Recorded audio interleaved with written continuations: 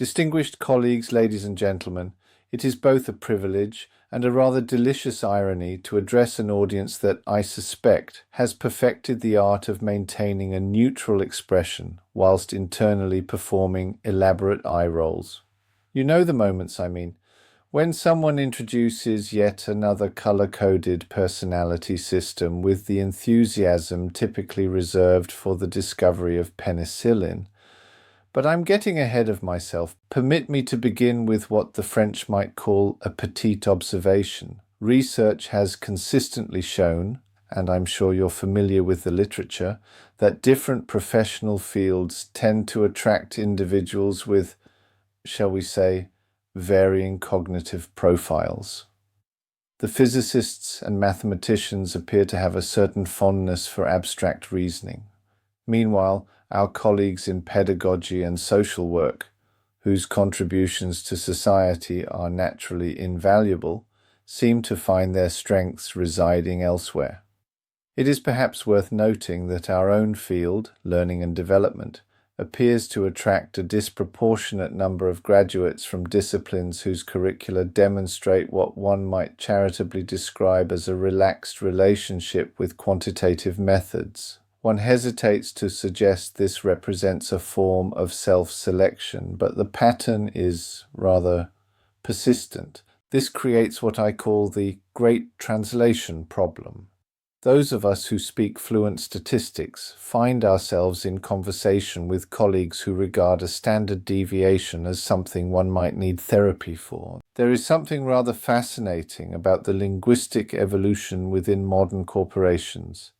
The C-suite, it appears, has developed an almost romantic attachment to numbers, KPIs, ROI, EBITDA, the poetry of power, if you will.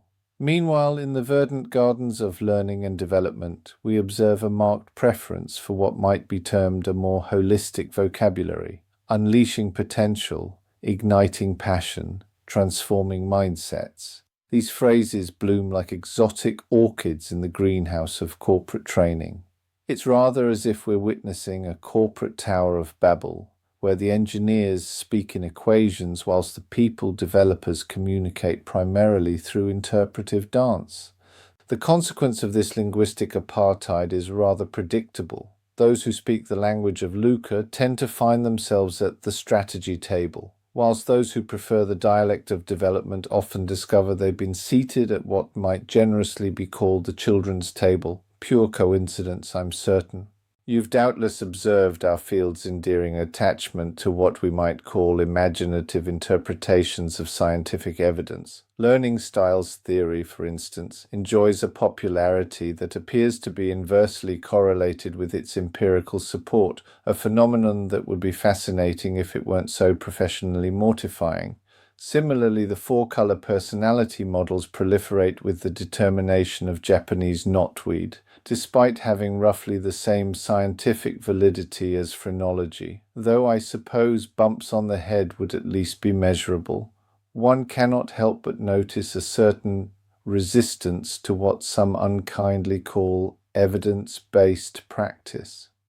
Instead, we witness an enthusiastic embrace of humanistic psychology's warmer propositions, occasionally seasoned with what academic journals might describe as New Age thinking, though they'd likely use less charitable terminology. For those of you who operate as external consultants, and I see several distinguished faces who know this dance all too well, the situation presents a rather exquisite form of torture. You possess the knowledge, the methodologies, the evidence base. You could, theoretically, deliver genuinely transformative interventions, yet in practice you encounter clients who display what might politely be termed a preference for palatability over efficacy. Too academic, they cry, not engaging enough, they lament. Where are the energizers, they inquire, as if learning were a form of calisthenics. It's rather like being asked to perform Mozart for an audience that specifically requested chopsticks and considers anything else pretentious. The more sophisticated amongst you have mastered what I call the Trojan Horse Gambit, smuggling robust science inside the wooden horse of entertainment. It's intellectual prestidigitation of the highest order, making people think whilst convincing them they're merely having fun. Exhausting, really, but rather brilliant. Indulge me in a moment of speculation, purely academic, you understand. What if the current state of affairs were not entirely accidental? What if, and I'm merely thinking aloud here, a truly effective learning and development function might be somewhat inconvenient? Consider, employees who genuinely develop critical thinking skills might begin asking awkward questions. Those who master self-organization might wonder why they need quite so many managers. Workers who reach their full potential might start expecting commensurate compensation. How terribly disruptive. Meanwhile, a learning and development function that produces no measurable outcomes has the distinct advantage of being rather difficult to measure. No KPIs, no failures. It's beautifully circular, really, like a perpetual motion machine of corporate theatre. But these are merely idle musings. Reality, I'm sure, is far more benign. And this brings me to my principal purpose this evening.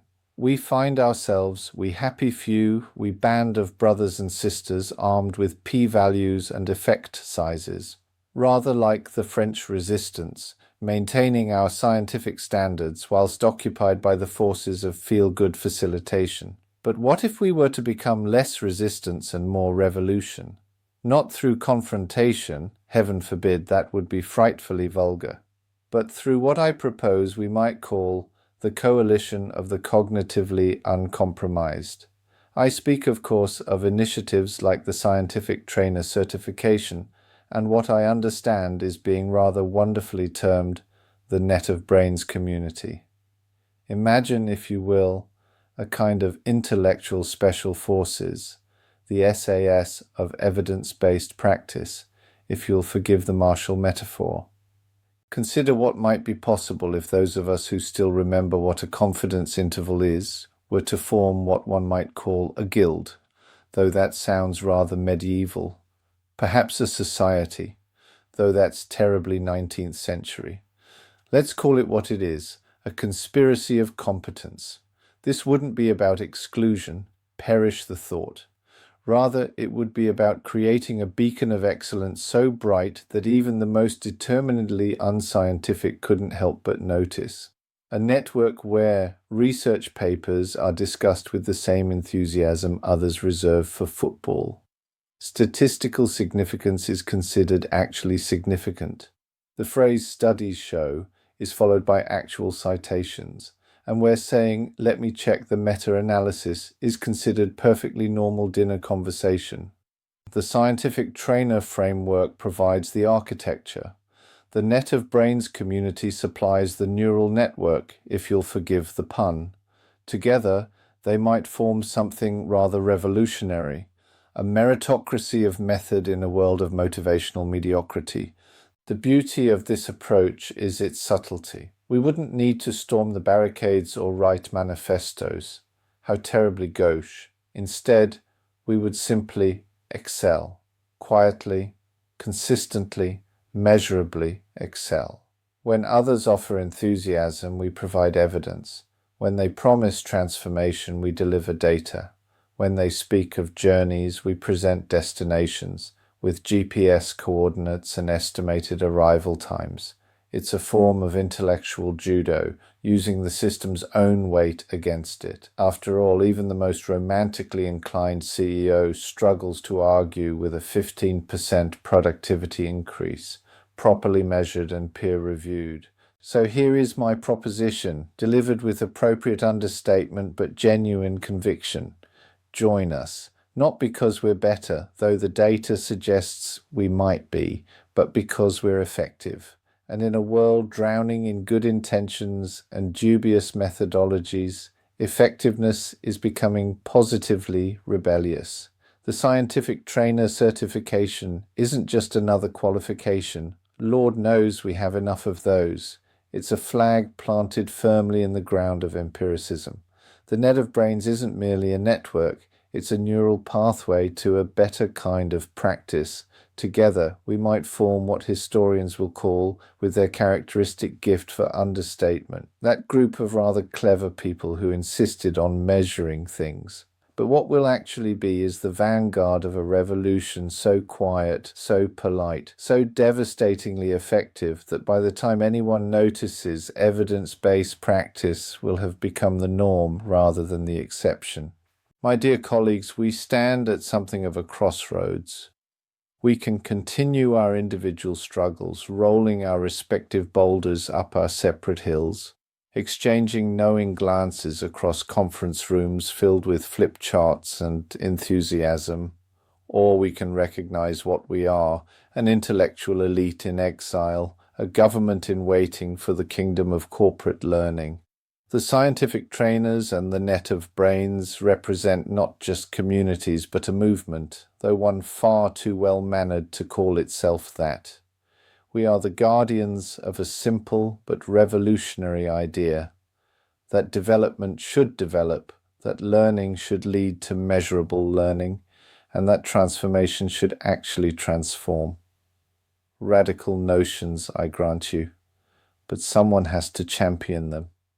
So I invite you, no, I gently implore you to consider joining this quiet revolution, not because it will be easy, it won't, nor because it will be immediately rewarding, it might not be, but because it is necessary, and because, frankly, we're rather good company. We can discuss both Bayesian statistics and Bordeaux with equal fluency. The learning and development field needs what we might call, with our typical understatement, a bit of sorting out. The scientific trainer framework and the net of brains community offer the tools and the tribe to do exactly that.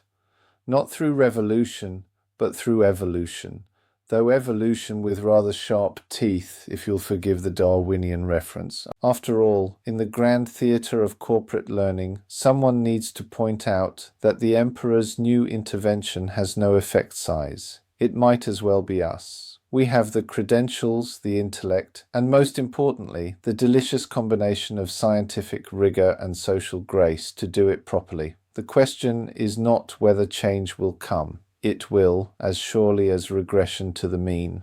The question is whether we will lead it or merely observe it with our characteristic blend of wisdom and wry amusement. I rather think we should lead it, but then I would say that, wouldn't I? Thank you for your attention, your patience, and your admirably controlled facial expressions. For those interested in joining what we absolutely won't call the resistance, but might privately think of as the Renaissance, information about the scientific trainer certification and the net of brains community awaits. We promise rigorous standards, evidence-based approaches, and absolutely no trust falls, ever.